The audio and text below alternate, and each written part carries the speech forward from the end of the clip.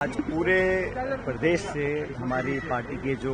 कार्यकारिणी के सदस्य हैं, जिला कांग्रेस के अध्यक्ष हैं, हमारे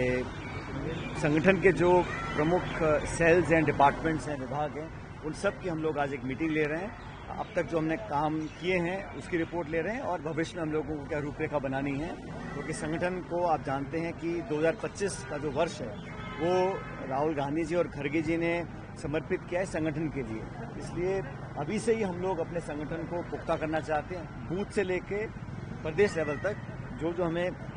तब्दीलियां करनी है, बदलाव लेकर आने हैं या जो रोड मैप तैयार करना है, उस पर आज विस्तार से चर्चा होगी और 2 दिन तक यहाँ लगातार बैठक कर हम लोग कांग्रेस पार्टी को नई दिशा देने का काम करेंगे। ये मॉनसून सत्र भी जल्द शुरू होने वाला है और विधायकों की बैठक भी आप लेने वाले हैं। आज रात को सभी विधायकों से हम लोग चर्चा करेंगे और सदन के अंदर, क्योंकि प्रशासन, सरकार और भाजपा का जो कार्यकाल रहा पिछले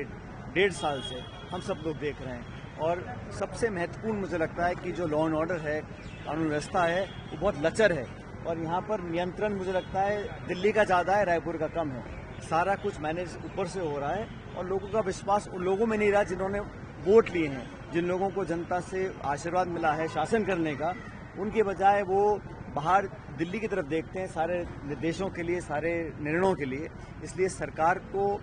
जवाबदेही तय करना हमारी जिम्मेदारी है। सदन के अंदर हमारे विधायकों ने बहुत प्रभावशाली तरीके से मुद्दों को उठाया है, लेकिन स्टेट के जो जो इश्यूज हैं उन पर चर्चा करेंगे और सभी विधायकों से चर्चा करने के बाद आने वाले मानसून सत्र की रणनीति बनाएंगे। गृह मंत्री अमित शाह जहाँ छत्तीसगढ़ में कल नक्सलियों को चैन से सोने और बैठने नहीं हम तो शुरू से ही हिंसा के खिलाफ हैं और LWE जो एक्सट्रीमिस्ट लोग हैं जो हिंसा का प्रयोग करते हैं उसके खिलाफ हमेशा से कांग्रेस पार्टी रही है। हमारे नेताओं ने, हम लोगों ने बहुत कुर्बानियां दी हैं इस देश को और राज्य को सुरक्षित रखने के लिए। तो जो प्रभावी कार्रवाई करनी है करनी चाहिए, कार्रवाई पारदर्शी तरीके से होनी चाहिए और इसको पॉलिटिसाइज नहीं करना चाहिए, क्योंकि ये आंतरिक सुरक्षा का मामला है, इसमें कोई पॉलिटिक्स नहीं करें और जो भी कार्रवाई हो सबको कॉन्फिडेंस में लेके की जाए, प्रभावी हो, पारदर्शी हो और इसका राजनीतिकरण ना हो। लेकिन जो डेडलाइन उन्होंने दी है कि मार्च 2026 तक, क्या आपको लगता है कि उस डेडलाइन तक वो जो है टारगेट पूरा कर लेंगे? इसका जवाब तो वो ही दे सकते हैं, लेकिन मैं इतना चाह रहा हूँ कि न सिर्फ इस प्रदेश में, अन्य प्रदेशों में जहाँ पर भी इस प्रकार की हिंसा होती है, नक्सली हिंसा को कोई लोग अंजाम देते हैं, तो उसका समापन सबको मिलकर करना चाहिए। लेकिन इसमें जैसे मैं बार बार कहता हूँ, रेखांकित करना चाहता हूँ कि बहुत सोच समझकर कठोर कदम उठाने चाहिए। सारी कार्रवाई पारदर्शी तरीके से होनी चाहिए, क्योंकि कार्रवाई तो सरकार करवाती है, करने वाले जो हमारे अर्धसैनिक बलों के साथी हैं, पुलिस के साथी हैं, वो अपनी जान पर खेलकर इन चीज़ों में अपना भूमिका निभाते हैं। तो कार्रवाई पारदर्शी हो,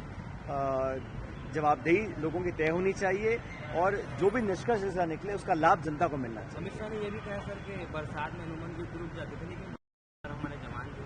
लेकिन मैं कहता हूँ बार बार भाषण देने से नहीं होना चाहिए, जमीन पर कार्रवाई होनी चाहिए और लोगों को अंत में इस पूरा जो अब तक का